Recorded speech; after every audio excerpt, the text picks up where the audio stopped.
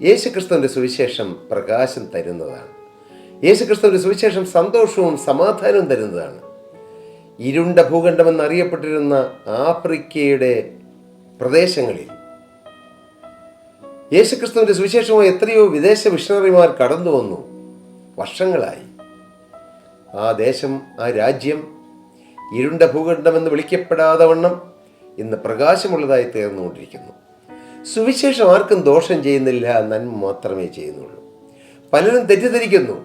സുവിശേഷം പറഞ്ഞാൽ അല്ലെങ്കിൽ സുവിശേഷം പ്രചരിപ്പിച്ചാൽ, യേശുക്രിസ്തുവിൻ്റെ സുവിശേഷം ഉച്ചത്തിൽ ഘോഷിച്ചാൽ ആർക്കൊക്കെയോ ദോഷം വരുമെന്ന്.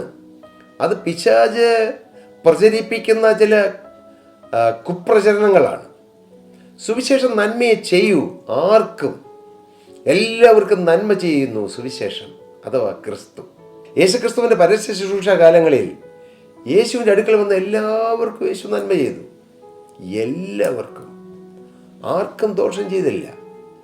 നാം സുവിശേഷം വ്യക്തമായും കൃത്യമായും വായിച്ചാൽ കുഷ്ഠരോഗികളെ യേശു സൗഖ്യമാക്കി, അനാഥർക്ക് നാഥനായി തീർന്നു, കണ്ണുകുരുടന് കാഴ്ച കൊടുത്തു, ചെകിടിന് കേൾവി കൊടുത്തു, ഊമനെ മിണ്ടുമാറാക്കി, തളർവാദ രോഗിക്ക് സൗഖ്യം കൊടുത്തു, കിടപ്പ് രോഗികളെ എഴുന്നേൽപ്പിച്ച് നടക്കുമാറാക്കി, മരിച്ചവരെ പോലും യേശു ഉയർത്തെഴുന്നേൽപ്പിച്ചു.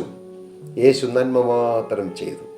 അതേ ഇന്നും അന്നും എന്നും സുവിശേഷം നന്മ മാത്രമേ ചെയ്തിട്ടുള്ളൂ, ചെയ്യുന്നുള്ളൂ, ചെയ്യുകയുള്ളൂ.